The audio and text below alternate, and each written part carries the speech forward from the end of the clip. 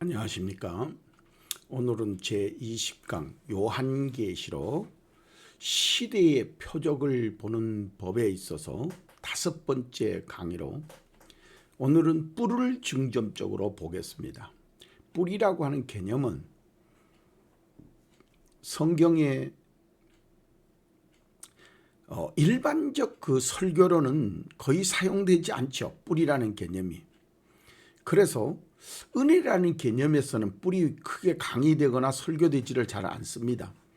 그러나 예언적 의미에서는 뿔을 좀 강의할 필요가 있겠다 싶어서 별도로 강의를 말씀드립니다. 우리가 요한계시록을 보는데 내가 중점적으로 보는 요한계시록의 요점은 이겁니다. 요한계시록 6장에서 13장까지의 내용을 중점적으로 해서 보는데 그 중에서 오늘 이 13장 안에 있는 것 중에서 뿔에 대해서만 좀 살펴보고자 합니다. 그래서 이 뿔에 대해서 살필 때에 우리가 뿔이 마지막 때에 어떤 역사를 하느냐 하는 것이 참 중요한 내용이죠. 그래서 여기에서 보면은 이 6장에서부터 13장까지의 중요한 내용은 말, 짐승, 뿔, 용 이렇게 4가지인데 이 4가지의 과연 의미가 종말적으로 과연 우리에게 해당될 것이냐. 지금까지 봐보면 참 말씀을 잘했던 분들이 많은 것 같아요. 이 휴거에 대한 것이냐 천년설에 대해서는 참 사람들이 설계됐던 것 같아요. 많은 사람들이 거기에 귀를 기울이는 것 같은데 제가 이 성경 강의를 준비하면서 생각하는 게 과연 그것이 우리와 어떤 관계가 있겠냐. 직접적으로 있다 하는 것 외에는 우리가 거기에 간섭하는 것에 대해서는 극히 어렵다는 거죠. 많은 사람들이 또한 우리가 휴거가 환란 전 휴거다 이래가지고 믿는 자는 환란 전 휴거로 들어가야 된다 뭐 이렇게 이제 이야기하는 사람들이 많아요. 또 그리고 신앙관을 그렇게 가지는 사람도 많지만 실질적으로 그렇게 믿는 사람은 글쎄 행동을 그렇게 하는 사람은 실질적 행동을 그렇게 나타내는 사람은 그렇게 많지 않다 하는 것을 보게 됩니다. 그래서 제가 성경을 보면서 이 요번에 뿔에 대해서 보면서 우리와 직접적 연관성이 있다는 거죠. 여기에서 제일로 우리에게 직접적 연관성을 주는 게 짐승과 뿔입니다. 가장 영향을 많이 주는 거. 그래서 왜 지금까지 이 짐승과 뿔에 대해서는 그렇게 마지막 때에 최고의 연관성을 가졌는 이것이 왜 강의가 잘 안 되었을까? 설교가 많이 안 되었을까? 이런 생각을 하면서 이것을 준비하게 됐습니다. 제가 성경을 준비하는데 가장 중점적으로 두는 것이 성경이 어떻게 성경이 말하고 있느냐. 그래서 우리는 그러잖아요. 옛날에도 우리는 성경으로 돌아가야 된다. 이런 말까지 썼어요. 근데 제가 이제 그런 분들의 강의를 듣잖아요. 근데 성경으로 자꾸 돌아가자 그래요. 근데 막 성도들이 아멘 아멘 하고 다 좋아. 근데 성경으로 어떻게 하면 돌아가는지는 얘기를 안 해. 그래서 설교를 그냥 계속 성경으로 돌아가야 된다. 돌아가야 된다. 그 얘기는 엄청나게 많이 하는데 어떻게 하면 돌아가야 되냐 이 얘기는 제가 강의를 여러 번 들었는데도 그걸 구체적으로 말하는 사람은 없더라는 거죠. 참 희한하다. 그래서 성경을 다 내가 설교를 듣고 나오면서도 설교를 왜 그런 키포인트는 얘기를 안 할까. 근데 지금 와서 제가 생각해 보면 그분이 돌아가는 자체를 모르는 거예요. 유명한 목사인데도 돌아가는 자체를 몰라요. 그러니까 말은 맞는데 실제로 행동적으로 나타나는 거하고는 다르더라는 거죠. 우리가 그러잖아요. 이론과 실기는 다르다고. 이론을 잘 말을 해서 배웠는데 실기를 와서 하려고 그러면 그 이론 실질적인 거 다른 거예요. 이 설교도 이 성경도 똑같아요. 우리가 배우는 거는 예수 그리스도를 모시고 우리가 예수 그리스도처럼 살아야 된다는 건데 살라고 딱 와보면 현실에 와보면 어렵다는 거죠. 근데 실제로 좀 내가 다윗을 비유했듯이 강직한 면이 우리가 있으면은 예수 믿지 예수 믿는 사람이 뭐 저래 이래 나온다는 거죠. 은혜적이지 않다 이렇게 말이 나온다는 거죠. 근데 이제 가르칠 때에 은혜적인 사람이 어떻게 행동하는 게 은혜적이냐 하는 것은 좀 그것을 우리나라의 이 내려오던 풍습에 의해 갖고 아주 겸손해야 되고 어른인데도 겸손해야 되고 뭐 어디에도 겸손하게 그 겸손이라는 것도 그러잖아요. 아주 그냥 굽신굽신하고 이러는 거를 겸손이라고 보잖아요. 그런데 실질적으로 이 이스라엘의 왕들이 그렇게 행한 적이 없어요. 그렇게 행하지 않았다는 거죠. 근데 그러면 하나님이 실질적으로 하나님 마음에 합했던 자들의 그 내용들을 40명의 왕 중에 10분의 1 한 4~5명밖에는 하나님 앞에 바르게 행한 사람이 없어요. 그것도 나머지도 바르게 행한 것도 아니고 인간적으로 봤을 때는. 그래서 우리가 성경을 안다라는 게 그만큼 쉬우면서도 굉장히 어렵습니다. 그래서 여기에서 내가 뿔을 여러분들인데 나타내려고 하는데 우리의 개념하고는 좀 다르다는 거죠. 개념하고는 다르다는 것을 계속 여러분들인데 강조를 하는 겁니다. 그래서 요한계시록 6장에서 13장까지의 그 뿔을 한번 살펴보도록 하겠습니다. 자, 뿔을 살펴보면 한번 봐보세요. 요한계시록 12장에 나오는 12장 3절에 나오는 뿔은 여기에서 이제 용이 내려오죠. 용이 나올 때에 7머리가 나오고 10뿔이 있다 그래요. 그래서 7머리 10뿔. 여기에 이제 머리에 10면류관이 있고 그 다음에 13장에 가서도 10뿔 뿔이 열이요 하면서 머리가 7이라 이것도 똑같죠. 짐승에게도 따라 나오고 용에게도 이게 따라 나온다는 거죠. 뿔이라는 게. 여기는 뿔에 10면류관이 있고 앞에 12장에는 머리에 10면류관이 있고 이 면류관이 있는 위치가 다르다는 거죠. 이거는 앞에서 강의했기 때문에 제가 여러분들이 한번 살펴보고 그 다음에 11절에 갔는데 땅에서 올라오는 짐승은 2뿔만 있어요. 2뿔. 뿔이 2개예요. 여기는.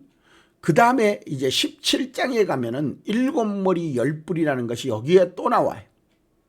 그 다음에 7절에 가도 7머리와 10뿔 가진 짐승 그러면서 이것이 뭐냐? 비밀이다 그래요.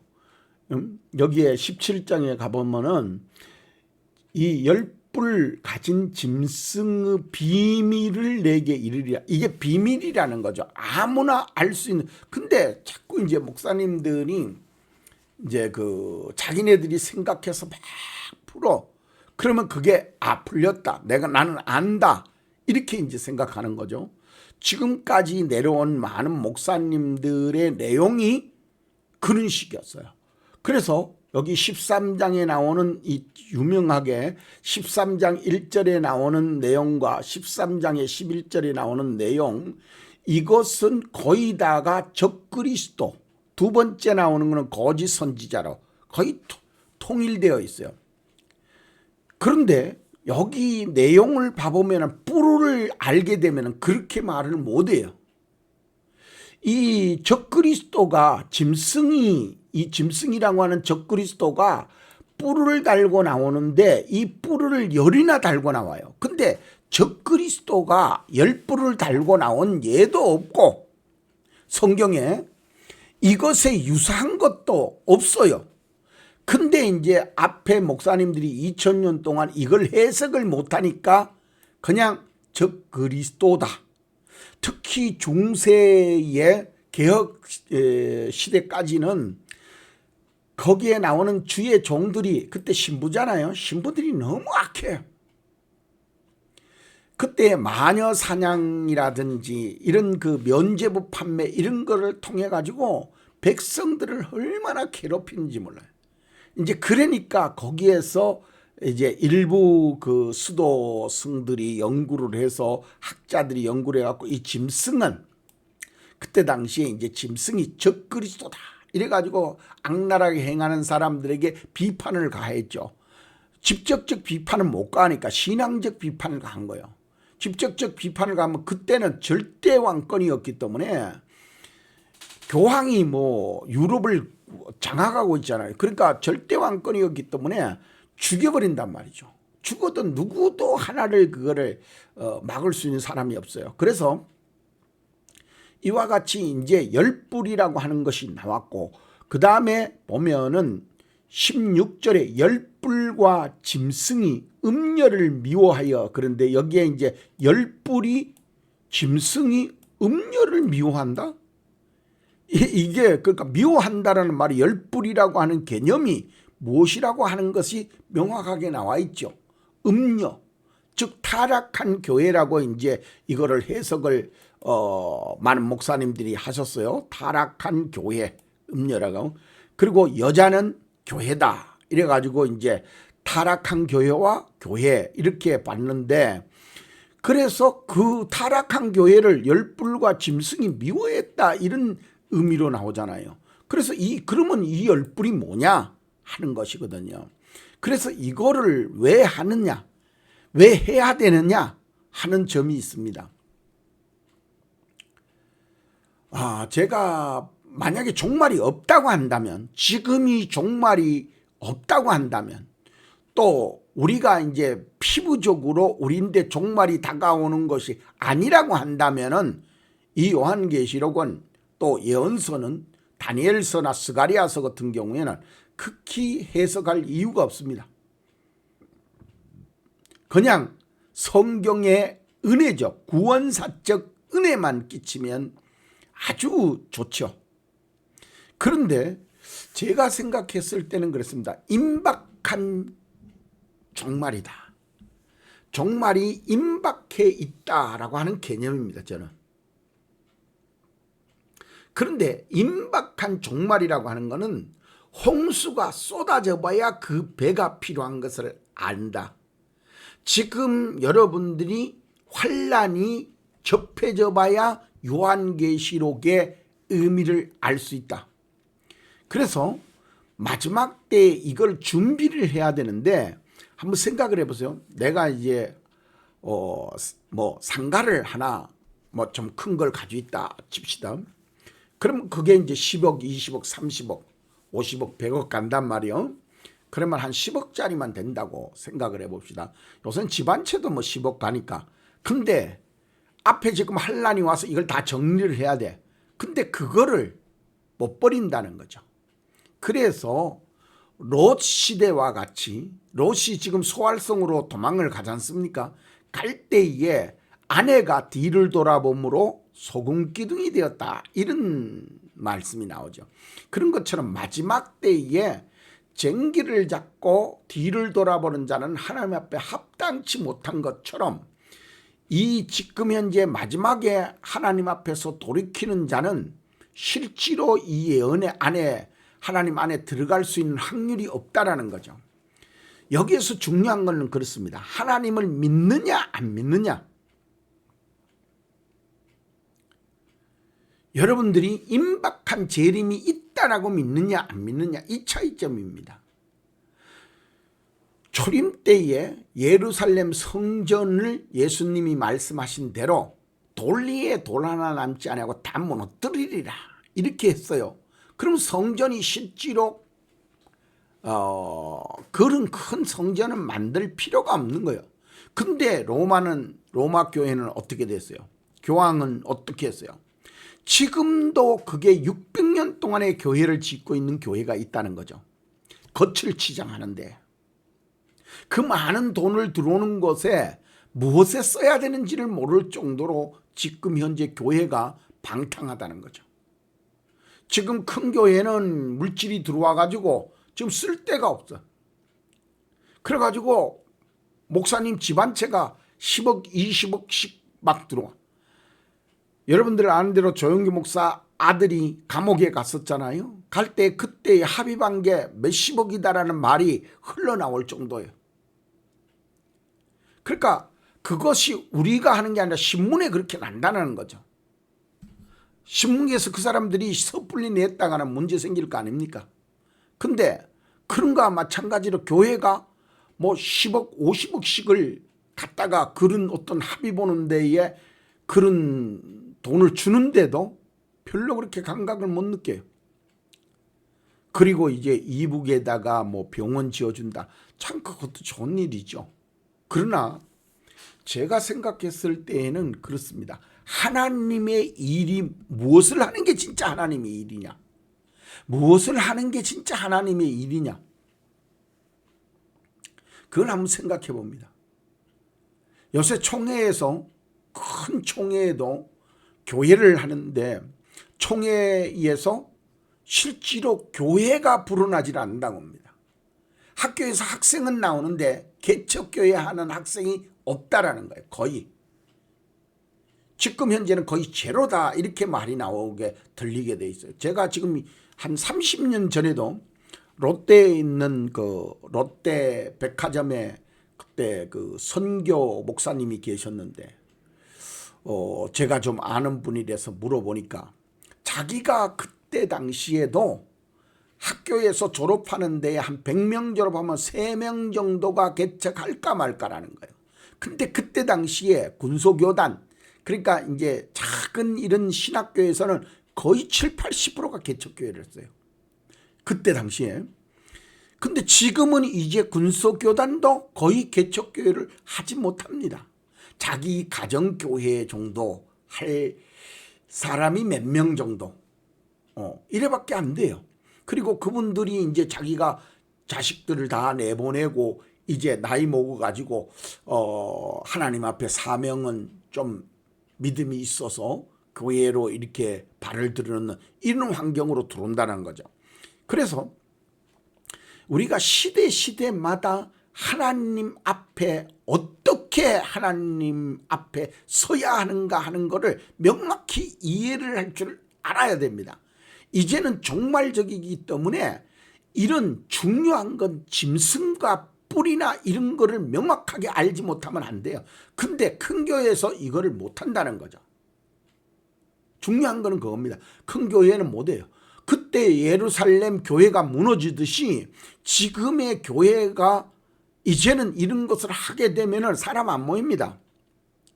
정치적인데 이슈를 삼고 막 이렇게 으쌰으쌰 해야 된다는 거죠. 그래서 총회에서 개척교회를 해야 된다 하는 것이 제가 바람이지만 실제로 총회에서 개척교회를 하는 총회를 거의 보지를 못할 정도로 지금 현재 문제가 생기고 있다는 거죠. 그래서 이 성경 공부를 하면서 뿌리라는 거는 예언적이잖아요. 미래를 예측하는 거잖아요. 현실적이고 미래적인 것이기 때문에 미래의 어느 날인가 하나님의 역사가 일어나는 것이 이제 임박했다고 보는데, 그러면 임박한 이 미래에 대해서 지금 외국에서 들어온 목사님들 중에서 몇몇 분들은 2028년도가 종말의 시기다, 그때가 뭐 시작점이 될지 그때가 종결될지 그거는 저도 그분들이 명확하게 뭐 끝이라고 하는 사람도 있고 또 그때부터 대환란이 시작된다는 말도 있고 지금이 대환란 시대라고 하는 사람도 있고 그렇습니다. 그러면 저는 성경이 완전히 이게 겹쳐져서 지금 현재 보이고 있다. 대환란이 성경의 몇 장 몇 절에서 그게 대환란이 시작된다 이런다면 저도 될 수는 있는데 그걸 말하는 거는 여러분들인데 도움이 되지 않을 것 같아요. 그러나 분명한 거는 지금 내려온 모든 목사님들이 연구했는 거와는 전혀 다르다는 거죠. 전혀 다른 겁니다. 실제로 기도해 보세요. 이제 정말 하나님 앞에 기도하지 않는 사람들은 안 되게 돼 있어요. 그래서 예측성이 없어졌어요. 기도를 하면은 성령이 충만한 사람들은 제가 언제 하늘산에 이천성 목사님 얘기를 했지만 그분 같은 경우에 방언 통변 이런 걸 통해 가지고 예측성이 있다는 거지. 예측성. 근데 이제는 그렇게 능력 있는 종들이 거의 없어요. 하다못해 현신의 권사같이 이런 분들 최자실 목사님 같은 그런 능력 있는 종들이 이제는 다 거의 보이지를 않는다는 거죠. 얼마 전에도 기도원 포천에 기도원 하던 양반도 보니까 글쎄 변질되어 가지고 물질은 뭐 그 정도 되면 뭐 물질은 넘쳐나 버리니까 그러니까 그 물질에 치여 가지고 썩어 버리는 거죠. 그래서 예측성이 사라졌어요. 그래서 제가 이 강의를 하는 데는 좀 성경을 보고 이제 예측을 해라. 하나님이 쓰시는 종은 제가 그랬죠. 거지발사계다. 솔직히 말해서. 여러분들이 볼 때 화려하고 능력 있는 목사님 지금 강화문에서 막 하는 그런 목사님들이 하나님 앞에 쓰일 것 같지요. 그것도 하나의 한 시대를 쓰시는 분은 맞을 수는 있지만 실제로 종말의 종은 되기가 굉장히 어렵습니다. 그래서 제가 예측 항상 늘 얘기를 하지만 종말에는 이 종말론 하는 이유는 예측성이 있어야 돼. 그래서 기도 많이 해야 돼요. 기도하지 아니하고 영적인 눈이 밝아진다? 그래서 어떤 분들을 말하는데 보면 막 말을 막 하고 사람을 끌어들이는 데는 참 대단하신 것 같아요.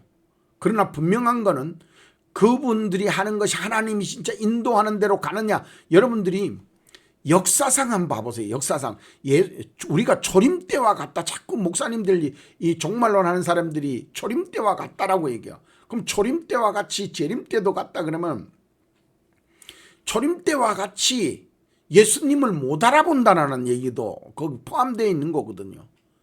그런데 왜 자꾸 그런 데로 가가지고 하나님의 일을 그런 식으로 하려고 그러는지 모르겠어요. 근데 제가 이제 인생을 좀 살아보니까 그래요. 사람이 개척할 수 있는 능력이 있는 사람이 있는 반면에 그냥 조용하게 따라가려고 그러는 사람이 더 많더라는 거죠. 아니 거의 뭐 다 그렇게 조용하게 따라가려고 그래. 그러니까 돈을 벌어도 막 사업을 일으키고 새롭게 하고 막 이렇게 배짱 있게 하는 사람이 있는 반면에 그런 거를 못하는 사람이 남의 그냥 아는 데 가서 등쳐먹고 뒤에 땡기고 이렇게 그런데 그런 사람들은 얌전하고 좋은 사람들입니다. 오히려 그래서 제가 봤을 때는 뒤에 가서 자기는 못하고 남 하는 걸 보니까 시기는 나고 마음에 이래 있으니까 그만 조용히 그 사람을 거꾸로 틀리는 거죠. 그러니까 그 사람 그렇더라 이래가면서 거꾸로 그러니까 사업하는데 망하는 이유가 그거예요. 옛날에 그 장사의 신에 보면 그래요. 사람이 작을 때에는 시기 질투를 해요. 당해요. 그러면 조금 많으면 어떻게 될 것 같으냐. 험담을 드러나요. 그 사람을 갖다가. 근데 아예 부자가 되면은 먼 데서도 듣고 뜬다 그래요. 그런 거와 마찬가지로 교회가 아예 크면은 좀 다를지 모르지만은 그래서 교회가 무너지는 이유 중에 하나가 개척교회가 무너지는 데에 외부에서 무너뜨리는 게 거의 없어요. 그래서 재림의 예측, 미래의 예측, 시대의 예측은 이제 진짜 필요할 때가 왔다 이런 생각이 듭니다. 지금 제가 여기에 와서 돌아보니까 저도 교회를 이루어는 그런 열심 있게 일한 부분들도 많지만 지금 와서 돌아보면서 느끼는 것이 정말 하나님 앞에 일하는 게 무엇이냐 하는 그런 문제, 하나님 앞에 하나님의 일을 하는데 무엇이냐 이런 문제가 있더라고요. 강화문에 뭐 최고의 목사님이 지금 뭐 또 교회를 새로 짓는다 이런 소문입니다. 들리는 그런 내용을 보면서 좀 찹찹합디다. 시대를 좀 읽을 필요가 있지 않냐 하는 생각이 듭니다. 지금의 큰 교회가 지금 어떤 환경을 가지고 그쪽으로 사람들은 이제는 자꾸 모양을 좋아하거든요. 모양이 없는 데는 안 가. 아니 목사들끼리 하물며 만나도 좀 깨끗해야지 깨끗해야지 자꾸 이런 말을 쓰더라고요. 그래서 내가 그런 말 했어요. 순교자들 앞에 가서 그런 말을 할 수 있겠냐 내가 그랬어요. 카타콤에 있는 사람들인데 그런 말을 할 수 있겠느냐 그렇게 했어요. 그러니까 지금도 목사님들이 겸손이라는 것이 뭐니 말. 돈 있으면은 내가 저 사람하고 저 사람이 나 있는데 업신여기니까 내가 좋은 차 같은 차 타야 되는 거예요. 그래서 여러분들이 이 예측, 그 다음에 뒤에 나오는 환난과 휴거에 대한 예측은 사실 이거 뭐 안 해도 되고 해도 돼요. 왜냐하면 이건 오는 거니까. 근데 환난은 준비해라 그러죠. 깨어 있으라 그럽니다. 그럼 깨어 있다라는 게 뭔지를 모르는데요. 교인들이 강화문에 나가서 계속 그 피켓 들고 있는 것이 진짜 그것을 하는 일이라. 그러니까 제가 말씀드릴 때 그러는 거예요. 그러면 윤석열이는 하나님이 세웠고 이재명이는 하나님이 안 세웠냐 이거죠. 악인도 성경에 보면은 아니 메데파세 그 바벨론 다 왕을 하나님이 세웠다 그러잖아요. 우리가 역사상 네로도 하나님이 세웠다. 그게 이제 다니엘서에 이 로마가 나올 것을 예언해 놨잖아요. 그러니까 그것은 하나님이 세웠다 하는 게 맞는 거예요. 그래서 왜 그렇게 세웠느냐 하는 문제는 뭐 답이 나오잖아요. 예수 그리스도를 십자가에 못 박은 것으로 인해 가지고 그 문제가 생긴 거 아니에요. 근데 마지막 때에도 지금 현재 교회의 요한계시록이 자꾸 닫혀 있는데 제가 걱정되는 겁니다. 아니 요한계시록 지금 해석했는 그 요한계시록을 다 가지고 세상에 이렇게 비춰봤을 때에 제가 그러잖아요. 고린도 후서에 나오는 것처럼 자꾸 그 지금도 구약을 읽을 때 수건이 얼굴을 가린 것처럼 지금도 성경을 가지고 세상을 자꾸 가리는 거예요. 그것이 밝아져야 되는데 지금 요한계시록 13장에 나오는 그 짐승을 가지고 세상에 대입할 때 아직도 적그리스도가 와야 되는데 그 적그리스도 평생 아니 영원히 그거는 오지 않습니다. 적그리스도라는 게 나타나지는 거기에 적그리스도라는 개념이 없기 때문에 적그리스도라는 건 오지 않아요. 짐승은 온다. 짐승이 왔네. 짐승. 그래서 짐승이 뭐냐는 거를 해석을 해야죠. 그래서 구약에서 신약으로 넘어올 때에 유대인들이 문제가 뭡니까? 메시아가 와야 된대. 근데 메시아가 보니까 전 메시아 흑치를 안 해. 그래서 안 믿고 예수님을 십자가에 못 박은 거 아니에요. 못 박고 나서 보니까 그가 예수 그리스도 메시아더라는 거죠. 그러므로 인해서 지금도 똑같은 현상이래. 그러니까 초림 때와 지금도 재림 때에도 똑같아. 그래가지고 예수님이 진짜 재림하시는 그날에 전부 다 땅을 치면 통곡한다 그러잖아요. 통곡한다고. 그럼 자기는 통곡 안 할 것처럼 자꾸 생각을 하는데 그러려면은 그 말 뜻이 무엇인지를 알고 예수 그리스도의 뜻대로 해야죠. 근데 성경에서 그런 얘기를 한 적이 없는데 그런 걸 가지고 목사님들이 자기의 명성과 자기의 어떤 그 권한으로 내가 뭘 풀었다 해가지고 그걸 가지고 거기에 적그리스도다? 그건 아니라는 거죠. 성경에서 그렇게 풀어놓지를 않았다라는 거죠. 그런데 짐승을 짐승으로 풀면 세상이 그냥 보이는 거예요. 그래서 내가 다음 강의에 지금 세상에 대해서 제가 말씀드리려고 그래요. 짐승과 뿔이 어떻게 역사할 것인가? 용이 어떻게 역사할 것인가? 그래서 여러분들이 하나님 앞에 아침에 하늘이 붉고 흐리면 오늘날이 굳겠다 하나니 너희가 청기는 분별할 줄 알면서 시대의 표적은 분별할 수 없냐? 없어요. 그렇게 하면 안 돼. 제가 하루 이틀 연구한 게 아니고 하루 이틀 토도보는 게 저를 아는 사람도 있을 거예요. 저는 아주 지금부터 40년 전에 이거 대가들인데 배웠으니까 그리고 나서 내 나름대로 연구하면서 지금까지 왔으니까 그분들을 모른다 할 수 없죠. 근데 분명한 거는 뭐냐? 그분들이 시대적 표적에 있어서는 이제 그분들이 해석한 것이 이제는 아니라는 거죠. 이제는 그 성경대로 이루어지는 역사가 지금 현재 보이고 있다는 거죠. 저는 트럼프가 들어서고부터 하나님 있는데 어쩌면 지금 이렇게 빨리 진행될 수 있을까? 정말 하나님의 그 마지막이 임박해가지고 달려가는 것처럼 보인다는 거죠. 그래서 여러분들이 있는데 시대의 표적을 좀 읽어야 되지. 이제는 그 자꾸 그런데 따라다녀가지고 알 수 있는 게 아닙니다. 그래서 제가 항상 강조할 때에 성경을 그러면 어떻게 해석을 할까요? 그러니까 깨어있다라는 게 뭐냐 이거죠. 그럼 깨어있다라는 거는 여러분들이 성경을 연구해 보는 겁니다. 이제는 그냥 해가지고는 안 돼요.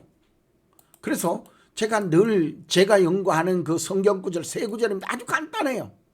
여호와의 책을 자세히 읽어보라 하는 거 하나, 그 다음에 빠진 것이 없고 이것이 짝이 있다 그런 거. 짝은 연결성, 유사성, 동질성, 이 연속성, 구약부터 계속 연속돼서 내려오느냐 하는 거. 그래서 연속성, 중첩성, 동질성, 유사성, 연결성, 이런 것들을 가지고 한번 해보라니까. 연속, 자, 구약부터 연속되어 내려오느냐, 중첩, 서로 겹쳐져 있느냐. 그러니까 7재앙인데 7재앙이 요한계시록에만 3번 나오잖아요. 인, 나팔, 대접. 이것이 어떻게 중첩되어서 나오느냐. 특히 인의 6번째 인은 자연의 우주적 그 환경의 심판이요. 하늘의 지축이 말린 듯 한다. 그 내용을 갖다가 나팔에도 나오고 대접에도 나옵니다. 그 유사한 것이. 그래서 그런 중첩이 어떻게 우리에게 나타날 것이냐 하는 거, 그 깨어 있어야지. 어떤 현상이 일어나는데 저기 주님이야, 주님의 흔적이야, 주님의 심판이야, 이런 것을 알면 그때 완전 회개하죠. 근데 요한계시록에 보면은 그걸 미리 알지 않고는 회개를 안 한다 그랬기 때문에 그런 거예요. 그래서 자, 내가 입을 열어 비유로 말하고 창세부터 감추인 것을 드러나게 하신다. 이게 예수님이 하신 거예요. 그러니까 비유를 잘 보면은 이것이 실질적으로 알 수 있는 것이다. 어떻게 알 수 있느냐 그랬더니 한 개만 보지 말고 깊이 파는 것만 하지 말고, 깊이만 하지 말고 넓게도 좀 이렇게 쭉 넓게도 한번 봐보라. 창세기부터 그런 말씀이 어떻게 해석되었느냐 이걸 보라는. 여러분들이 왕하에 가면은 불말이 나옵니다. 불말. 그거는 엘리사가 쓰던 말이요. 엘리사가 쓰던 말이요. 그러니까 엘리야는 불말을 타고 갔고 엘리사는 그 불말의 군대의 보호를 받습니다. 왕하에 가면. 그래서 그런 것들이 어떻게 역사하느냐. 그래서 그 말들을 쭉 하나님이 어떻게 사용하셨는가. 그게 영의 말이라는 거지. 영의 말. 천사의 말이라는 거예요. 우리가 천사라는 개념을 그냥 뭐 다 펄펄거리고 무슨 여자 모양 같이 그렇게 아름다운 그런 것만 천사가 아니라, 엔젤 그런 게 아니라, 영에는 하나님의 보호자 앞에 내 생물을 보면 알아요. 거기에는 그냥 이쁜 게 있는 게 아니라 사자, 사람 얼굴, 독수리, 이런 모습들이 거기에 내 생물이 있는 거예요. 그래서 이게 넓이와 길이 한번 쭉, 제가 이제 늘 하다가 이 길이로 했던 창세기부터 요한계시록까지 어떻게 정리했는가 정리를 쫙 보여주잖아요. 그리고 참 이걸 갖다가 이제 높이, 이런 식으로 여러분들이 저 목사님 말씀을 들어요. 듣는데 그 말씀을 가지고 오늘 참 은혜 받았다. 그러니까 성경에 가서 좀 넓게, 좀 깊게, 목사님이 단순하게 말씀하신 걸 가지고 뭐 1시간 동안 얼마나 뭐 그걸 집중적으로 하시겠어요. 그럼 이제 그걸 가지고 말씀을 연구를 좀 해보고, 그래서 세상에 너무 물들지 말아야 돼요. 지금 세상이 너무 좋잖아요. 그러니까 뭐 요 지금 현재 내 주변 가봐도 요 얼마 전만 해도 차가 몇 대 없었는데 이제는 그냥 차가 그냥 빽빽하게 다닌다. 그래서 이게 참 사람들이 이렇구나. 세상 사람들이야 뭐 그 다니는 게 어떻겠어요. 그래서 제가 늘 강조하는 내용, 제가 이제 말을 공부시켰고 그 다음에 짐승을 했고 이제 뿔에 왔는데 이 뿔을 그 다음에 영은 이제 영적인 것보다가 사실적인 데에 용을 좀 끌고 오고 싶어요. 그래서 특히 요한계시록 12장 그리고 이제 적그리스도인데 적그리스도는 사실 할 말이 그렇게 많지는 않아요. 그런데 목사님들이 하도 모든 데다가 다 적그리스도를 갖다 놓고 또 세상에서 지금 현재 뭘 좀 잘못하면 이단이래. 또 조금 뭐 좀 부흥하려 그러면 이단이래. 아니 이단의 개념이 뭐냐고요.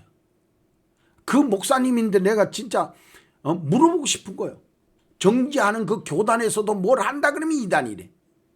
요번에도 보니까는 뭐 또 어느 목사를 이단으로 어느 노예에서 참 그래서 이단의 정체감 그 개념이 뭐길래 그렇게 이단 그러는 거예요. 이단으로는 전혀 안 맞는다. 내가 지금 현재 통일교나 주변에 있는 신천지나 이런 데는 이단이 아니라 그러잖아요. 자기가 교주인데 자기가 하나님인데 자기가 예수님인데 성경을 사용하잖아요. 그러면 그게 이단이요. 적그리스도요.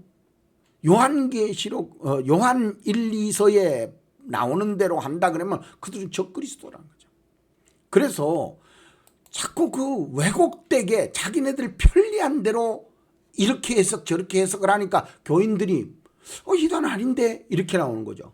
그래서 오늘은 이 뿔에 대해서 강의를 하는데 지나가는 동안에 제가 강의했는 내용을 잠깐 살펴보고 지나가면은 첫 번째 제가 말의 비밀을 말씀드릴 때 스가리아의 6장에 나오는 네 말이 요한계시록 6장 네 마리의 말과 동일성, 연속성 있다. 그래서 연결성을 가지고 있으니까 연결되어 있다는 거죠. 네 마리의 말, 네 마리의 말. 근데 여기에서 흰 말을 하나 띄어가지고 이 19장으로 가져가면은 이건 전혀 안 맞다는 거죠. 그러면 붉은 말을 가지고 엘리사인 대로 가야죠. 거기 붉은 말 나오니까. 그런 거는 아니라는 거죠. 이 네 마리의 말은 영이요. 거기에 바람이라 그랬기 때문에 영인데 이 영이 실제로 하나님 앞에 마지막 나라의 제국을 불러내기도 하고 이 모든 세상을 아주 혼돈스럽게도 만드는 이런 역사를 이루는 것이 말이다. 두 번째는 여러분들 짐승의 비밀을 말씀드렸어요. 짐승은 그 시대마다 제국이었다. 다니엘서 7장에서 말하고 있죠. 그리고 요한계시록 13장에 나오는 이 짐승도 제국이다. 절대 적그리스도로 봐서는 안 된다. 그게 성경에서 해석하고 있다는 거죠. 성경에서. 그러니까 추상적으로 또 역사적으로 앞에서 유명한 목사님들 참 입에 담기 못할 정도로 그 훌륭한 목사님들의 주석에는 전부 다 적그리스도, 거의가 적그리스도로 해석이 돼 있기 때문에 그렇게 해석한다라는 걸 압니다. 근거를 가지고 있어서 적그리스도라고 그러죠. 근데 이 성경상에 어쨌든 성경에서 적그리스도라고 하지 않았기 때문에 어디에서 다니엘서 7장의 네 짐승에서는 짐승은 제국이다라고 하는 것을 명확하게 말씀해 놨어요. 오늘은 이제 여러분들에게 중요한 내용 세 번째로 뿔에 대해서 말씀을 드린다. 자, 뿔에는 비밀이 있는데 다니엘서 7장 8장에는 아주 뿔이 여러 개가 나와요. 그리고 요한계시록 13장 12장 17장 다 뿔에 대해서 나옵니다. 앞에서 제가 보여드렸죠. 성경 구절을. 혹시 못 보신 분들이 의문나면 앞에를 돌려서 보시길 바랍니다. 그래서 이 지금 현재 뿔이라고 하는 것이 나왔을 때에 요한계시록 12장과 13장에는 7머리 10뿔이라고 하는 게 나왔어요. 그래서 이 뿔이 그러면 뭐냐? 실질적으로 이 뿔이 뭐냐 하는 게 문제거든요. 뿔은 실질적으로 성경에서 그러면 어떤 말을 하고 있느냐, 그건 어떻게 이 뿔이 나오게 되었느냐 하는 것을 좀 더 한번 보겠습니다. 그래서 다니엘서 7장으로 가면은 7장 2절에 내 바람이 부는데 바다를 들이치더라는 거죠. 바다에 막 메모를 치게 바람이 들이치더라 이게. 그러니까 여기에서 짐승이 나오는데 내 짐승이 나오더라 그럽니다. 그런데 7장 17절에 가면은 이 지금 현재의 내 짐승이 내 왕이다 그런데 거기에 또 23절 그쪽으로 가면은 뭐라 그랬냐? 여기에서 네 번째는 나라인데 그래요. 나라. 네 번째 나라인데 이건 무시무시한 나라다 하는 것을 가리키기 위해서 거기에 나와 있습니다. 그러므로 여기에서 이제 내 왕이 내 뿔에 대해서 이제 해석하는데 왕이고 나라이다. 8장 다니엘서 8장에 가면은 왕이라고 말해요. 이게 아주 힘이 있을 때 결속력이 있을 때에는 짐승인데 그것을 분리하면은 메대 파세를 거기 가서 정확하게 설명을 해놨어요. 메대와 파세는 두 뿔이다 이렇게 설명을 했어요. 근데 실제로 여기 짐승장에서 7장에서는 뭐라 그랬냐? 두 번째 짐승 곰이다 그렇게 표현을 했어요. 그래서 이런 내용들이 명확하게 나와 있다. 자, 그 다음에 그러면 짐승과 뿔의 관계, 뿔을 어떻게 볼 것이며 짐승을 어떻게 볼 것이냐, 정말의 핵심적인 것이 이 뿔과 짐승입니다. 이것을 해석할 수 있으면 어느 나라가 지금 세계의 적그리스도적인 그 하나님 앞에 해방자의 노릇을 할 것이냐 하는 것이 앞으로 점점 밝아질 거거든요. 내가 지금 미국이라고 해도 미국이 아닐 수도 있잖아요. 중국일 수도 있잖아요. 그러니까 하나님이 제가 여기서 항상 끌고 오는 게 요나에 대해서 요나가 니느웨 성을 회개했는데도 불구하고 하나님이 니느웨 성을 박살내주기를 바랐어요. 아주 그냥 싸그리 없애기를 바랐다. 왜냐하면 하도 못됐으니까. 그래가지고 쳐다보는데 왕이 듣고는 회개를 해버렸네. 요나의 음성을 듣고 회개를 해버리니까 하나님이 용서해 줘버렸어. 그래서 내가 니느웨 성을 안 무너뜨리겠다. 그런 것처럼 어느 시점에 하나님이 회개해주는 회개를 할 수 있는 자가 나와서 진짜 회개해버리면은 하나님이 연장될 수도 있고 땡길 수도 있고 밀 수도 있는 거예요. 하나님의 고난이에요. 그거는 주권, 절대 주권이라는 거죠. 그래서 다니엘서 7장 17절에 내 큰 짐승은 세상에 일어날 내 왕이다. 세상. 이렇게 명확하게 해놨는데도 13장에 나오는 짐승이 적그리스도라고요? 적그리스도랍니까? 아직도? 아니요. 절대 그렇게 해석하면 안 됩니다. 하나님이 내게 주신 은혜로 말씀드리는데 그건 절대 그렇게 해석하면 안 돼요. 응?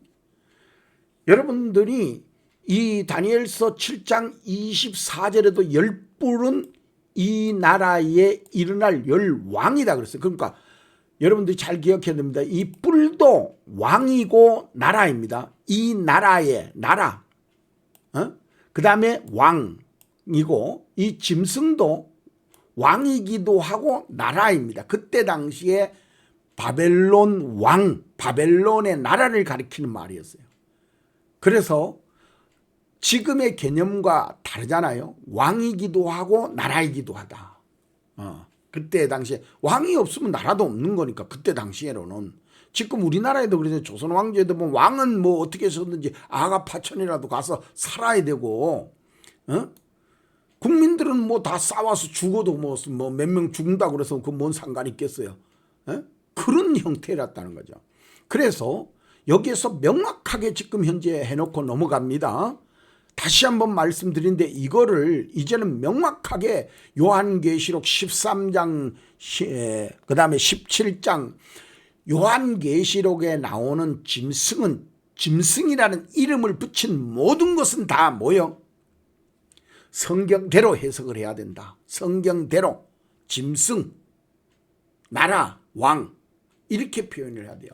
그래서 제일 여러분들이 해석 안 되었던 요한계시록 13장 17절 18절 요한계시록 13장 17절 18절에 나오는데 거기에 짐승의 이름이나 수가 17절에 나옵니다. 그것은 말 그대로 대입을 하면은 나라의 이름이나 나라의 수라고 하는 거죠. 그래서 지금의 나라의 이름으로 나올 자는 어느 나라냐? 짐승은 제국이고 제국은 지금의 제국은 미국이고 미국의 패권의 돈은 달러고 달러는 세계를 지배하고 있고 연결이 쫙 되잖아요. 그런 거와 마찬가지로 18절은 달라요. 18절은 짐승의 수를 세어보니까 그 안에 사람의 수로 넘어가는데 사람의 수인데 666이라 그래요. 그럼 사람의 수가 뭐냐 하는 거죠. 사람의 수. 그거는 우리 생각하고는 다른 겁니다. 그래서 이거를 창세기로 가져가면 해석이 돼요. 그래서 여러분들이 17절하고 18절하고 다르다는 거죠. 그런데 지금까지 그런 해석이 없었기 때문에 이것을 해석을 못했고 또 내가 지금 이리에 새롭게 이렇게 성경적으로 보는 방법을 가르치니까 많은 사람들이 들어오는데 하여튼 감사합니다. 그러나 분명한 거는 저는 성경대로 말한다는 거예요. 성경대로. 그래서 내가 이제 뒤에 가서 보면은 요한계시록 13장 17절과 18절도 이제는 밝혀졌다는 거죠. 그런데 확실하게 그 비가 쏟아지는 날이 되어야 그 지금 현재 방주가 떠오르는 것을 사람들이 깨닫듯 지금도 18절에 나오는 이 666표와 666이라고 하는 이 666의 짐승과 사람의 수, 그 다음에 표하고는 그때가 돼봐야 나와요. 왜 그러냐 하면은 그것이 어떻게 나타난다라고 하는 거는 하나님이 그때가 돼야 하는 거예요. 노아가 500살 될 때까지 방주지라는 걸 어떻게 알았겠어요? 모릅니다. 그래서 사람이 그때마다 그 표시를 하나님이 하실 때에 우리의 개념으로 해서는 안 됩니다. 그래서 제가 여기에서 말씀드리는 내용이 바로 이겁니다. 여기에 13장에 두 짐승이 나오는데 앞에 짐승은 적그리스도, 뒤에 짐승은 뭐요? 거짓 선지자. 이거는 안 맞다. 맞지 않습니다. 이제는 이런 해석은 해서는 안 됩니다. 짐승은 뭐라고 됐어요? 나라, 제국. 일반 나라가 아니고 제국이라는 거예요. 여기도 제국이고 두 번째 나라는 나오는 것도 제국입니다. 여러분들이 이걸 연구를 안 해봐서 그렇지 제국은 뭐 앞에 나오는 게 제국이에 뒤에 나오는 것도 뭐 제국이라 그러느냐. 그런데 시대에는 동등한 나라, 그러니까 여러분들이 아시다시피 미국이 생길 때 영국이 제국이었죠. 근데 영국과 제국은 동등한 입장에 있었어요. 그런데 영국이 자꾸 무너지니까 그 모든 것을 미국이 넘겨줬죠. 미국에다가 그 군사 기지라든지 뭐 이런 거를 다 넘겨주면서 영국이 그때 많은 돈을 미국으로부터 받으면서 후원을 받으면서 영국이 그걸 넘겨줬죠. 그런 거와 마찬가지로 이 마지막 때의 제국은 동등한 입장에 있는 그런 짐승들이 바다나 땅이나 비슷한데요. 이 의미만 다를 뿐이지. 바다는 혼란한 사람의 세계. 이게 17장에 가보면 그래요. 물 위에 앉은 음녀 그랬는데 뒤에 가서 해석하기는 물이라고 하는 것에 앉은 것은 그거는 사람의 무리와 방언과 물질과 이거라고 설명을 해놨어요. 그거를 내가 설명하는 게 아니라 물이라고 하는 개념. 그럼 그럼 바다라고 하는 것도 물이잖아요. 물인데 여기에서 바다라고 하는 개념은 혼탁한 의미가 또 들어가 있어요. 그래서 땅은 뭐냐? 견고한 좀 이것보다는 조금 더 낫는 거지만 실질적으로 고난이 낮은 거죠. 그래서 이런 어떤 의미 여기에서 그래서 그런 의미들이 여기에 13장에 숨어져 있기 때문에 두 짐승은 비밀이다. 두 짐승뿐만 아니라 짐승은 비밀이다고 앞에 17장에 말씀을 해놓았다 이거죠. 그래서 여러분들이 안다고 자꾸 생각하면 안 돼요. 아는 자만 아는 거예요. 에레미야서도 목사님들이 자꾸 안다고 하는 내용들을 가지고 에레미야서에 가보면은 알 수 있어요. 에레미야 외에도 여러분들 선지자라고 하는 사람들이 그때에 10명이 있었겠어요? 20명이 있었겠어요? 많았어요. 몇백 명씩 있어요. 그런데 에레미야의 지금 그 예언서만 맞은 거예요. 나머지는 하나도 안 맞아. 100명이 있든 200명이 있든. 그런데 거기에서 대립해서 싸우는 게 하나니아였다는 거죠. 근데 하나니아가 지도 안다. 그러니까 왕 앞에 가갖고 에레미야가 설득 다 해놓으면 와가지고 나도 선지자다. 니만 선지자냐 이랬다니까요. 그러니까 자기는 안 받았는데도 불구하고 개념상으로 자꾸 하나님 앞에서 얘기를 하는 거예요. 우리는 성경적으로 예언이 다 해놨다고 하나님이 말씀했기 때문에 성경을 1절 빼거나 더하지 마라 그랬잖아요. 왜 하나님 앞에 더합니까? 적그리스도라고 왜 더해요? 에? 이 짐승을 왜 빼요? 빼지 마라 그랬는데 왜 짐승을 왜 빼냐고요? 적그리스도라고 왜 빼냐고요? 적그리스도를 갖다 집어넣고. 그러니까 빼고 더하는 거 아니야. 적그리스도는 더하고 짐승은 빼버리고 말이 되냐고. 짐승은 짐승이고 뿔은 뿔이지. 해석을 못하면 안 해야지요. 억지로 풀지 말아야 되죠. 에? 앞에서 풀었던 모든 목사님들이 정확하게 다시 한번 보고 그것을 갖다가 교인들인데 바르게 가르쳐야 되죠. 이제는 짐승은 나라구나 이렇게 가야 되는데 자존심 때문에 그렇게 할 수 있을는지는 모르지만은 그러나 분명한 거는 이젠 그렇게 하면 안 됩니다. 그래서 제가 늘 말하잖아요. 짐승하고 이 뿔 또 그 다음에 적그리스도하고는 전혀 다른 개념이라고. 전혀 다른 개념입니다. 성경상으로 볼 때에. 예? 여기에서 짐승은 정치적 국가의 국가. 용 사탄은 영물이기도 하지만 이 영물인데 현실 세계로 내려왔다 그랬으니까 내려왔는데 어디 처박혀 있는가 찾아야 될 거 아닙니까? 그 다음에 뿔은 왕이라고 했고 나라라고 했잖아요. 짐승도 나라와 짐승도 나라와 왕이라 그랬잖아요. 근데 이 개념이 조금 다른 것이 짐승은 제국이고 뿔은 왕급이요. 그냥 왕, 나라. 이 짐승 밑에 있는 나라 정도의 급이란 말이죠. 근데 적그리스도는 전혀 이 성경상의 개념으로 봤을 때에는 이 적그리스도는 교리나 지금의 통일교나 전도관 같은 그런 지금 신천지 같은데 그런데 이 급이지 이게 실질적으로 이단으로 해버리니까 그게 해석이 안 되는 거예요. 그 사람들을 해석을 못하는 거예요. 그러니까 대교단에 있는 사람들이 자꾸 이단이 뭔지도 모르면서 이단 그러는 거예요. 그러니까 뭐든지 다 이단이래. 그게 맞는 말이요? 제가 그 이단 목록을 보니까 책자 하나가 다 들어와 있는데 거기에 진짜 해당하지 말아야 될 사람들이 그거 들어가 있는데 참 진짜 개탄할 수밖에 없어요. 내가 평생 그분 바라보면서 왔는데 평생을 그분은 참 온갖 그 어려움을 겪으면서도 지금까지 목회하고 있는 그런 분들을 욕하면 안 되죠.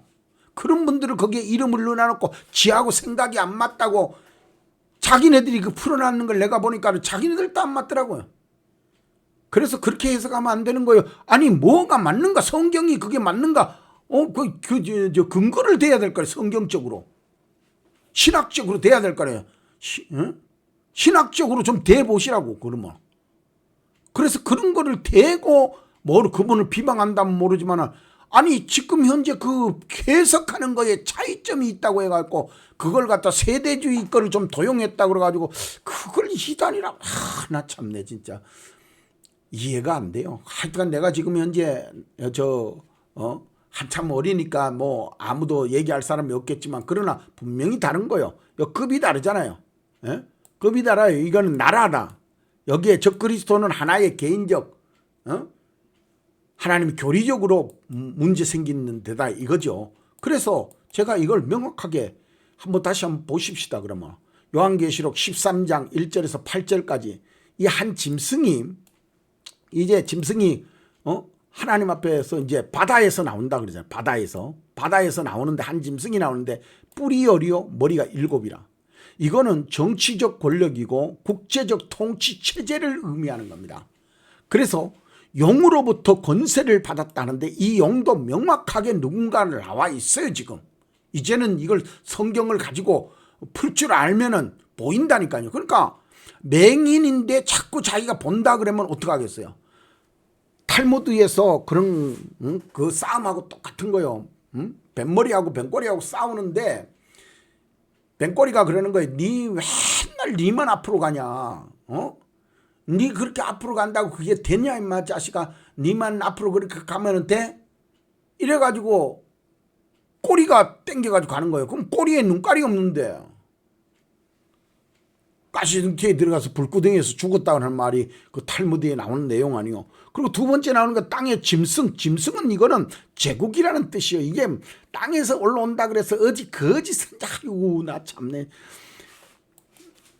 그런 급이면 여기에 마지막 종말에 이르지도 못해 그런 사람들이 용처럼 말한다고요? 용처럼 알아듣지도 않아요. 그렇게 해봐야 그냥 세상 사람들이 비웃어버리지. 안 믿는 사람들이 이 사람들 말을 비웃어버리지. 아니 목사들 요새 말하는 걸 세상 사람들이 들어요? 웃기는 소리 하고 있네 이러지요. 그래서 이게 세상의 그런 뜻이 아니라고요. 그래서 뿔은 권세적 정치적 입장에 있다고 다니엘서에 명확하게 기록하고 있다는 걸 명심해야 됩니다. 그래서 성경에서 뿔은 권세, 힘, 왕권, 국가, 직접적 구체적으로 근동 지방에서 이런 뿔은 왕권의 상징이었습니다. 그때 당시에도. 그래서 흥미롭게 또 뿔은 양면성을 지닙니다. 이게 뿔은 세속적이기도 하지만 예수님적, 그래서 하나님 또는 메시아의 구원의 뿔로서도 성경에 상징이 있습니다. 구원의 뿔로서도 성경에 상징이 있다니까요. 그래서 여러분들이 좀 더 기억해야 될 부분이 바로 그 부분입니다. 여러분들이 뿔의 종류가 여러 가지 종류가 있습니다. 그런데 그 뿔의 종류를 자세히 좀 구약적인 면에서를 보면은 자, 뿔들이 유다를 해쳤다 이래죠. 그 다음에 열국의 뿔을 떨치려 하는다. 그러니까 이게 뭐냐면은 그 이스라엘에 지금 돌아와가지고 포로 생활에서 돌아와가지고 자꾸 이스라엘의 성막 즉 성전을 짓는데 괴롭히니까 이 열국들을 내가 쳐부숴 주겠다. 누구가? 공장들이 가갖고 부셔버리겠다 이러는 거예요. 그 뜻이요. 뿔들을 들어 유다를 해친 열국 뿔들을 떨쳐버리겠다. 박살내주겠다. 이 뜻이거든요. 스가랴서 1장 21절. 그래서 다니엘서 7장 20절에도 뿔에는 눈도 있고 큰 말을 하는 입도 있고 그 모양이 동류보다 강하여 보인 것이라. 뭐요? 뿔에 눈도 있고 큰 말하는 입도 있고 뿔에 그렇다는 거예요. 근데 이게 적그리스도라고 하이나 참 이제는 그렇게 해석하면 안 됩니다. 아도니아도 제단 뿔인데 자 제단의 뿔을 잡고 그랬어요. 그 다음에 삼하의 22장에서도 구원의 뿔. 그러니까 하나님 쪽에도 뿔이 있고 세상 쪽에도 뿔이 있다. 마귀 쪽에도 뿔이 7머리 10뿔. 그래서 내 모퉁이에 큰 뿔을 만들어서 뿔은 단과 연하게 하고 단, 즉 하나님의 법궤의 양쪽 내 모퉁이 거기에 뿔이 있다. 뿔 모양이 이렇게 그 단. 그래서 이런 뿔은 개념이 앞에와 다른 것이 바로 하나님 앞에도 있고 세상 앞에도 있다. 이 뿔은. 그래서 우리가 교회 쪽에도 왕권을 누리는 왕권적인 목사들이 있잖아요. 아주 강한 이런 목사들이 뿔의 형상을 하고 있는 목사들이 있죠. 그런 거와 마찬가지로 세상에도 그런 권세 있는 나라들의 그 뿔 권세가 있는 나라도 있는 것처럼, 그래서 이런 것을 경로를 한번 잘 보세요. 연속성, 연결성으로 스가리아에서는 내 말이 이제 출발했죠. 6장에서. 그런데 이게 내 바람이다 하고 5절에 말씀하고 있어요. 그런데 7장 다니엘서로 이제 넘어와 가지고 다니엘서 7장으로 가면 내 바람이 나오는데 바다에 몰아치더라는 거죠. 바다에다가 바람이 몰아치는 거예요. 그냥 치는 게 아니라 내 짐승이 등장을 해요. 근데 내 짐승이 등장을 할 때 뿔과 열뿔이 등장하는 거예요. 그런데 이거는 왕과 나라이기도 하지만 위에는 제국의 등장이라는 거예요. 제국. 이 짐승과 이 뿔의 그 관계를 설명할 때, 그래서 뿔은 별로 그렇게 많은 그런 내용이 안 나와요. 그리고 목사님들이 거의 설교하는 걸 내가 뿔에 대해서 설교하는 걸 못 봤어요. 그런데 이게 왜 이런 형상이 일어나느냐. 근데 제국은 대가리잖아요. 그러니까 이 움직이는 거는 보여요. 근데 이걸 거느려 버리니까 밑에 뿔들은 그렇게 나타나는 게 아니다. 그래서 다니엘서를 건너와서 다시 요한계시록 6장으로 와가지고 내 말이 여기 등장을 하죠. 근데 7장 1절에 가면 사방에 내 바람이 여기에 등장을 했다가 하나님이 중단시켜요. 그런데 9장으로 가가지고 다시 내 말이 활동을 하는데 말들 여기에 가서 확산돼요. 그래서 거기에서 말들이 이제 막 용을 쓰지요. 진짜 막 세상을 바람을 일으킵니다. 그런 바람을 일으킬 수 없을 정도로 이 9장에 가면은 그런 역사가 있느냐. 그러니까 이제 13장에서 1절에 바다에서 짐승이 등장을 하게 되는 거예요. 그 다음에 이제 대접이 나오고 여기에서 대접이 나오자 17장에 붉은 또 짐승이 나옵니다. 그러니까 이제 혼란한 틈에서 이런 짐승들이 나온다. 짐승은 제국이다. 이 뜻을 명확하게 이해를 하시길 바라고, 그래서 제가 이게 연속성으로 늘 말씀드릴 때에 이 다니엘서 2장의 신상을 통해서도 이렇게 종아리까지 이렇게 내려와서 여기 이제 로마가 여기에 왔고 예수님이 십자가 질 때가 여기잖아요. 그런 거와 마찬가지로 7장에 나와서 이제 내 짐승 지금까지 설명했듯이 여기에 와서 또 여기 와서 이제 끝이 나요. 예수님이 십자가인 데서. 그러나 70일에도 똑같아요. 9장 70일에 다니엘서 9장 70일에도 24절에 그 보면 70일에 나오죠. 그것도 딱 69일에가 끝나자마자 여기요. 절기로 보아도 봄 절기까지는 다 끝나고 여름 딱 접어들면서 오순절로 딱 끝나면서 이 뒤에가 한마디로 말해 교회 시대로 들어가는 거죠. 여기 이방인 시대.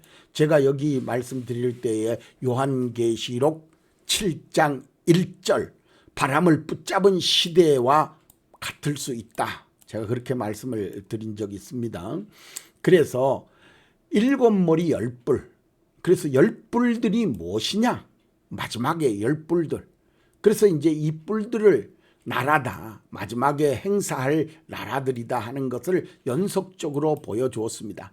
그래서 성경에서 앞에 이거는 보여줬던 내용인데, 그래서 붉은 용 7머리 10뿔을 데리고 나왔고, 짐승 13장 1절에도 이 10뿔 7머리 10뿔을 또 13장의 짐승도 데리고 나와요.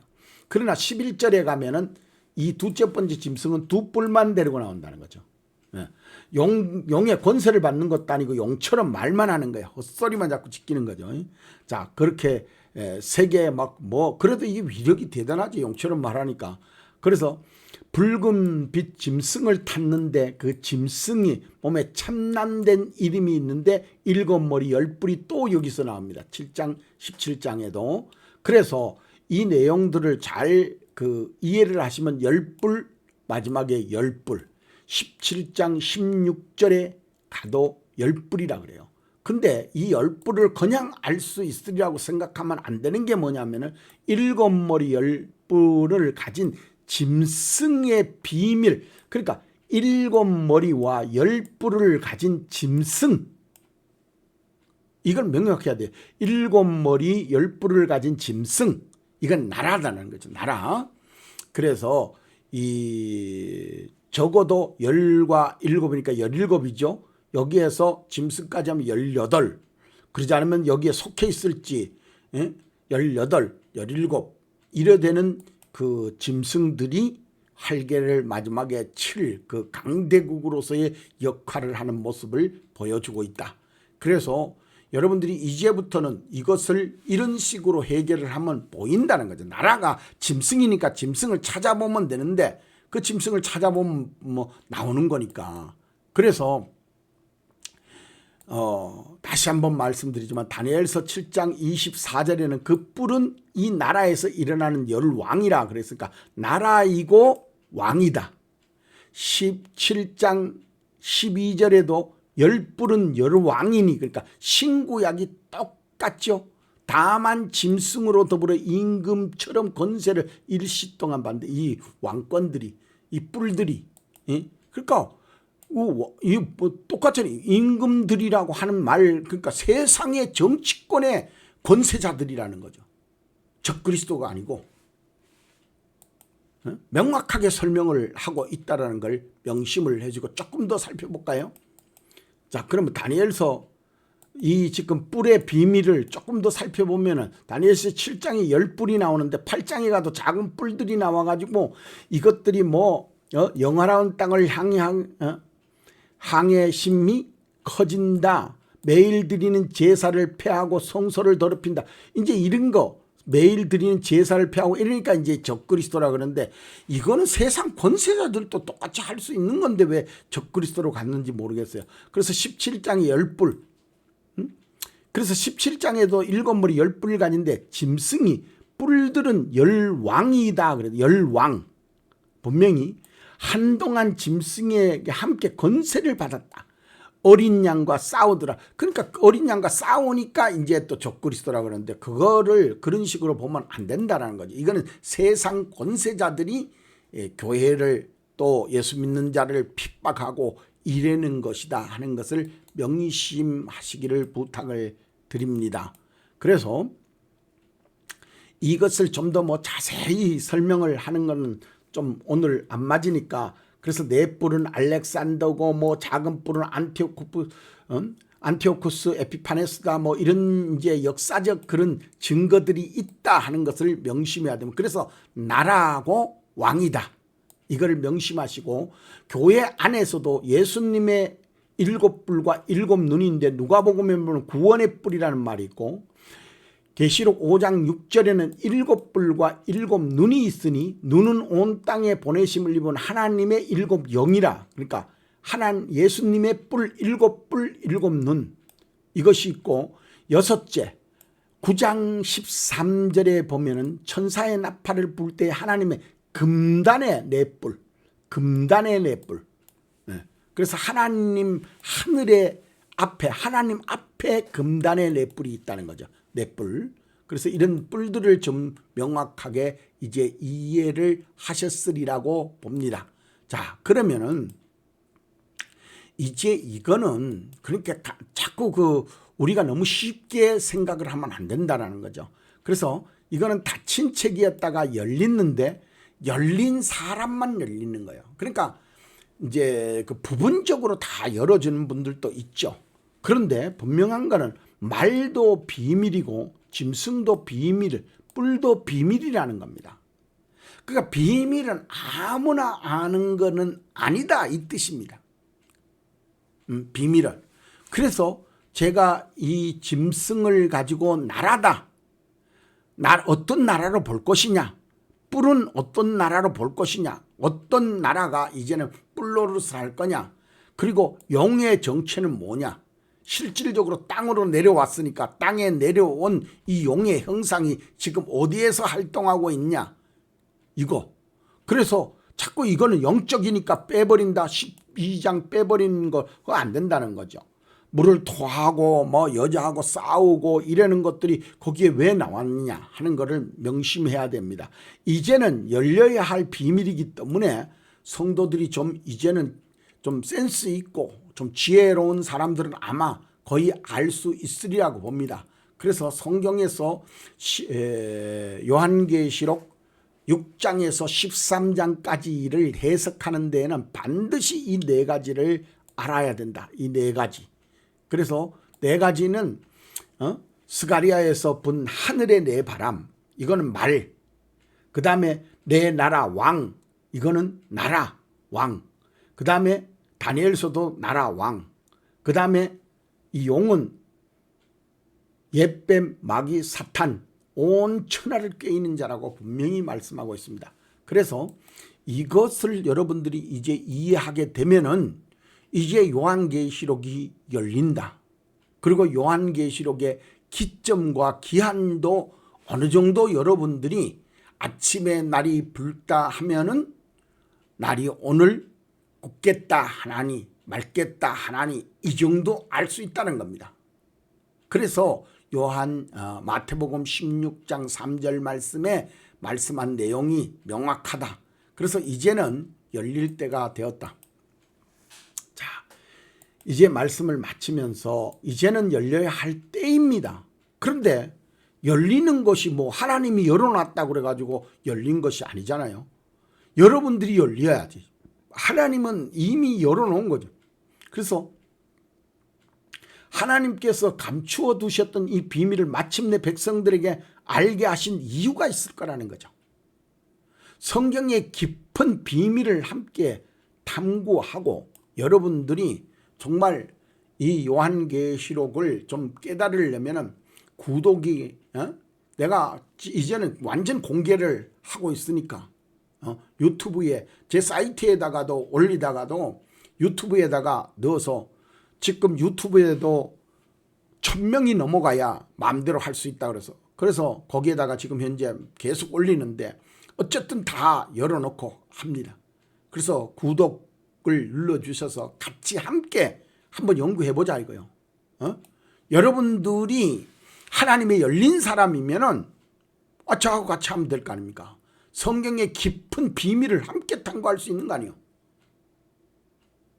거기에 문자도 좀 보내서 성경 구절에 이거는 목사님 말씀한 게 좀 안 맞습니다. 뭐 이래든지 성경에 좀 준비해야 될 필요성이 있잖아요. 깨어 있다는 게 뭐예요? 그래서 준비하십시오. 성경은 스스로 여는 놀라운 순간순간이 있으니까 성경은 성경으로 여는 거니까.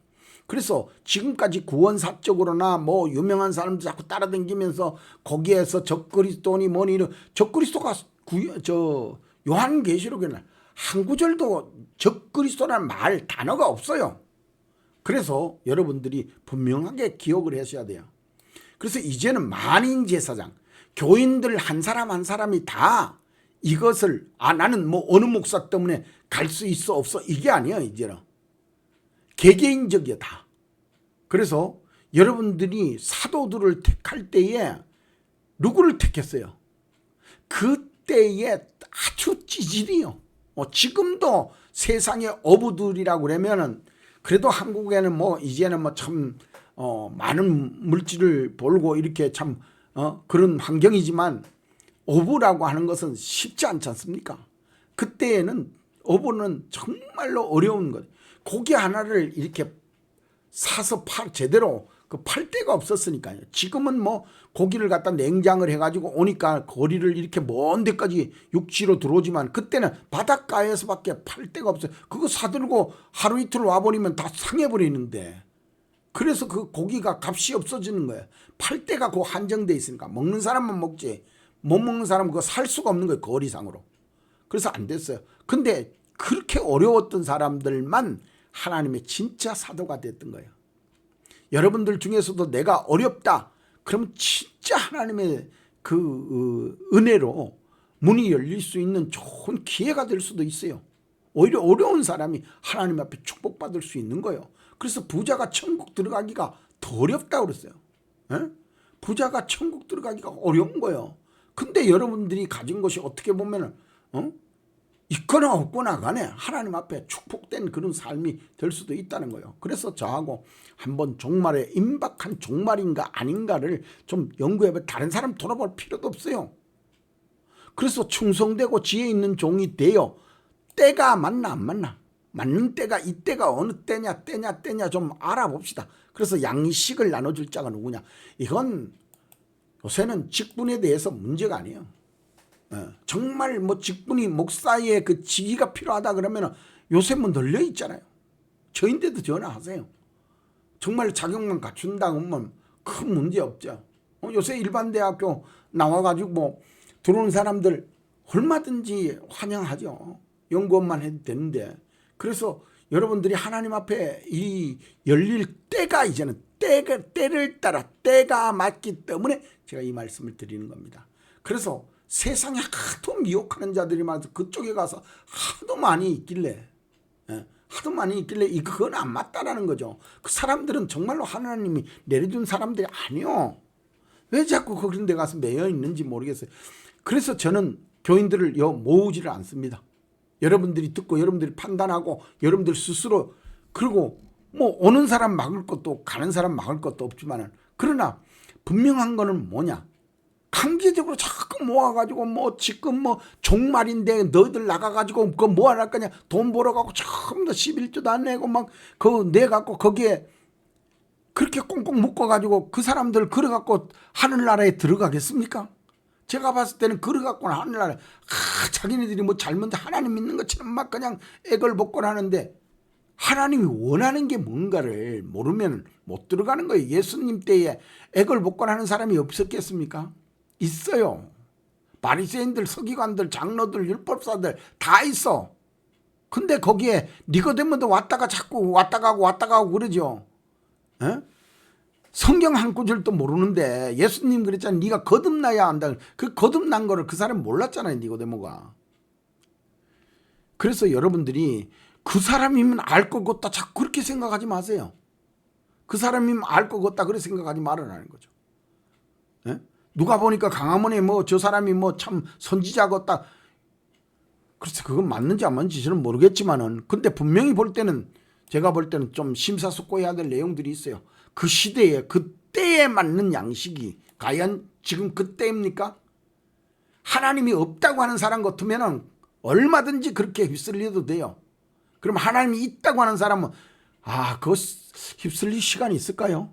여러분들이 좀 기도하고 하나님의 뜻대로 가는 그런 좋은 신앙자가 되셔서 정말 마지막 때에 노아처럼 방주에 탈 수 있는 그런 믿음, 휴거될 수 있는 믿음이, 또 첫째 부활에 참여할 수 있는 믿음이 되시기를 예수님의 이름으로 축원드립니다. 지금까지 들어주셔서 감사합니다.